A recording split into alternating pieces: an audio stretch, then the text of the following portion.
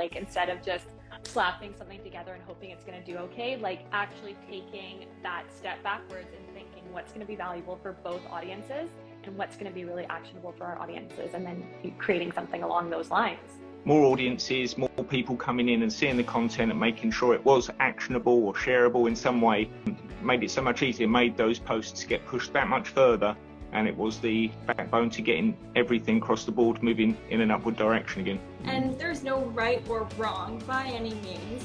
However, it's really important to be open-minded about who you're collaborating with and be smart about who you're collaborating with.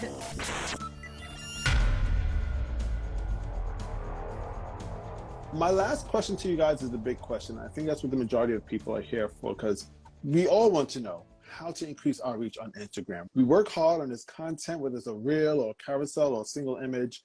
We put it out there and sometimes we hear crickets. And we know sometimes the best way to actually increase our reach is to work with others. That's what we're talking about, is collaboration today.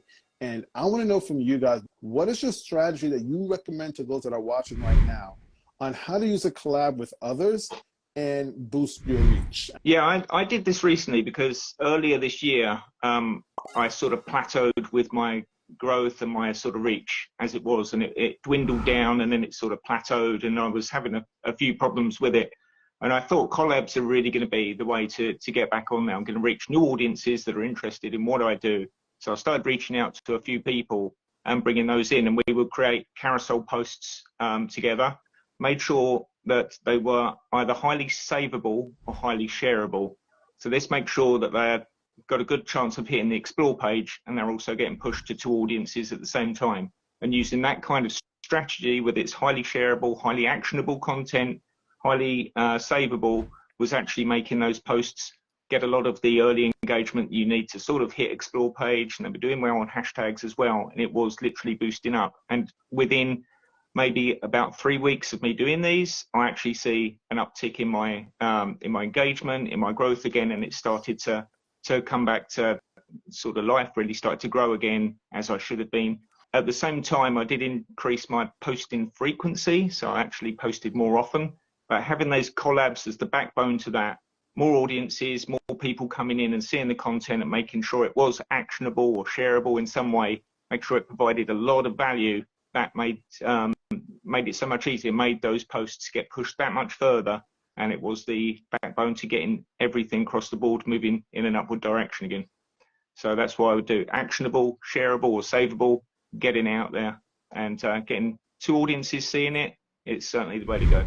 I like that suggestion in regards to focusing on shareable content that you're creating with another collaborator, because you're really just bringing more value to a larger audience. And it's so much better to do that with somebody, as you stated, that you kind of trust as well, that they have the same type of audience as well. Yeah, so I've kind of fallen off the live train. I feel like every summer I stopped doing my weekly lives.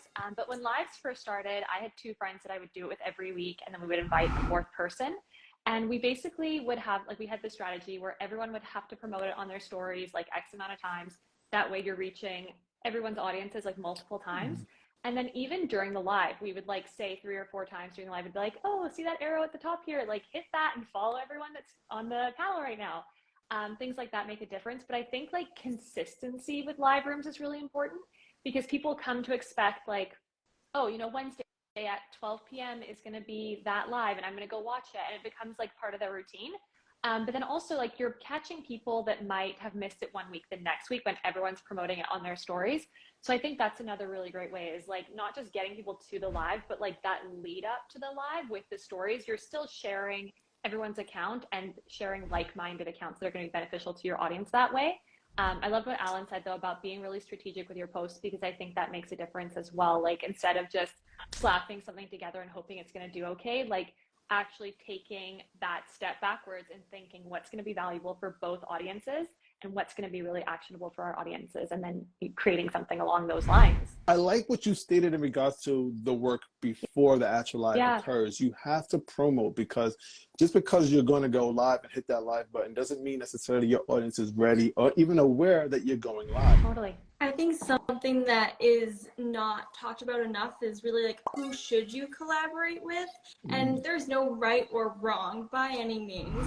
However, I do think something that is overlooked is collaborating with somebody who's kind of like what I'd call a sister niche, or like a subcategory within the niche, so you can really get more specific trust on a like smaller topic that they're the expert of. And maybe like, so I talk about Instagram growth and Instagram marketing more in general, but I've done collaborations with people who are very specific to video marketing, right? And that's how we can really build that trust faster, because he was the expert here in video marketing, I was the expert in Instagram. We bring those together, and it allows those, like, both audiences are going to benefit more than just the basic tips that if like I just collaborated with another Instagram expert.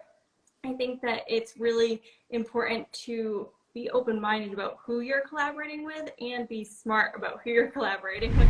No, I think that's really great advice in regards to who you actually invite. And it's an interesting dynamic to invite somebody that's not on the same exact pillar as you or niche, but it's somebody that can somewhat still relate to your content and your branding and what you deliver, even just maybe your branding voice. You guys can relate to that as well. Awesome tip, Megan. Laura kind of teased it and started with the idea of IG Lives, and that's easily one of my favorite. It is my favorite format on Instagram. I love doing IG Lives, and when you do it with at least one other person, you dramatically increase your potential reach of those starting to learn who you are. And I'll use this very live, for example. There are many people that are watching right now. You may have been a follower from Megan, you may have been a follower from Alan, or perhaps Laura, and you may not have known myself. But now on this very IG Live, you kind of have an idea of, okay, who is this guy? Maybe I like what he's talking about. You're starting to know who I am. Maybe you actually start to trust what I'm speaking about. And there you go with the KLT, the know, like, trust factor. And you're doing it on IG Live, which I think out of all of the content formats on Instagram that they allow, I think on IG Live, you could actually do it the fastest. You could get through that tunnel of the know, like, trust factor very quick, because with carousels and reels, it's, first off, you got to hope that they see your content. We're going against the algorithm, unfortunately. That's one of the things that I love about IG Live. The algorithm doesn't affect it. It's taking place in the now. So I think that's something that we have to take advantage of, and then use that with people that we associate with, we relate to. Everybody here, we share a common interest in regards to Instagram strategy and tips and techniques, but from different perspectives. We're all from different parts of the world. So that alone puts us at a different viewpoint in regards to how we do certain things. I know I've spoken to Alan numerous times, and I get featured sometimes ahead of him, and sometimes he might get featured ahead of me. So we figure out together sometimes how we could actually complete certain tasks. And I think that brings a great collaborative effort on IG Live, where we could talk to both of our audiences who share the same traits and problems and bring a solution. So I love IG Lives for that aspect of increasing the speed of going through the know, like, trust factor. Right, which also can be easy for everyone to understand. That's going to like speed up and increase the likelihood of someone actually following you from them finding you from that other person, versus like doing a reel with somebody you might just, oh, that was cool, and never actually look at that person again. But it feels good to see the vanity metrics of it got more views, right? Because it's double the people. But we have to remember what our real goals are here on Instagram. Like, double the views is great, but at the end of the day, building your community with like-minded people who really know, like, and trust you and care about what you're sharing is so much more important than more views. So I think we kind of covered, all of us, in regards to certain strategies that we love to share with you guys in regards to what we use ourselves in regards to creating collaborations on Instagram. And each one of these collaborations actually helps increase our reach, because we're talking to somebody else, whether it's one other individual, or as an example here on this IG Live, we're having 4 different individuals on this live.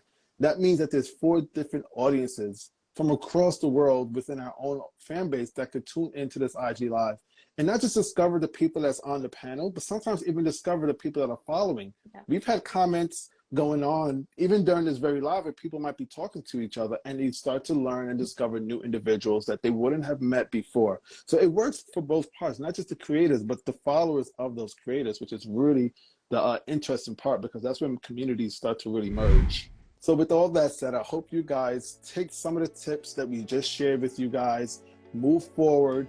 We want to see a lot more people collaborating on Instagram, because Instagram, if anything, they love collaboration.